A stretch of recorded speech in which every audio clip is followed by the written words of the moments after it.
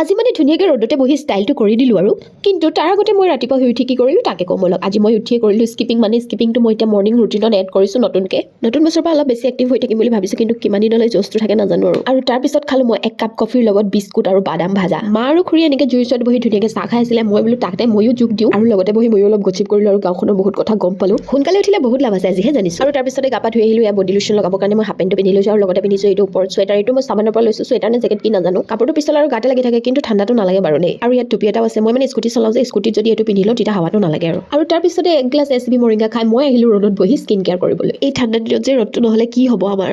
আৰু এইখিনিতে মনত পেলাই দিছোঁ, ভিডিঅ'টো ভাল লাগিলে লাইক আৰু মোৰ চেনেলটো ছাবস্ক্ৰাইব কৰি থৈ যাবলৈ নাপাহৰিব।